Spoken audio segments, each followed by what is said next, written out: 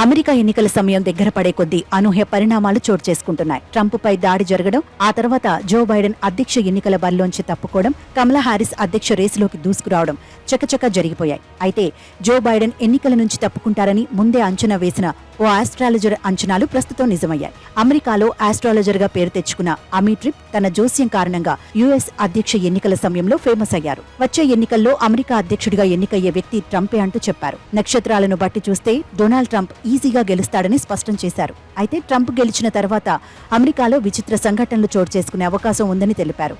ఈ నెలలో ట్రంప్ హత్యాయత్నం నుంచి త్రుటిలో తప్పించుకున్న విషయాన్ని కూడా ఆమె ప్రస్తావించారు.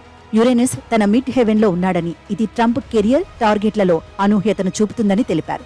ఇటీవలి 81 ఏళ్ల జో బైడెన్ అధ్యక్ష ఎన్నికల నుంచి తప్పుకుంటారని అంచనా వేసిన తర్వాత ఆమె వైరల్ గా మారారు. బైడెన్ పదవి దిగిపోయే కాలం 29 డిగ్రీల మకరం వద్ద నిండు పౌర్ణమి ఉంటుందని జూలై 11న ఎక్స్లో ఆమె పోస్ట్ చేసింది. అయితే దీనిపై ఖచ్చితమైన తేదీని చెప్పాలని ఓ నెటిజన్ కోరగా జూలై 21 అని ఆమె బదులిచ్చారు.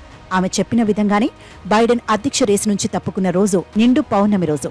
2024 యుఎస్ అధ్యక్ష ఎన్నికల్లో కమలా హారిస్ పోటీ చేస్తారని ట్రిప్ ముందుగానే అంచనా వేశారు. తన రెండో శని రాక ప్రభావాన్ని అనుభవిస్తున్నందున కమలా హారిస్ అధ్యక్ష ఎన్నికల్లో పోటీ పడతారని చెప్పారు. ఇదిలా ఉంటే రానున్న మరికొన్ని రోజుల్లో బైడెన్ మరిన్ని కష్టాలు ఎదుర్కోవచ్చని చెప్పారు.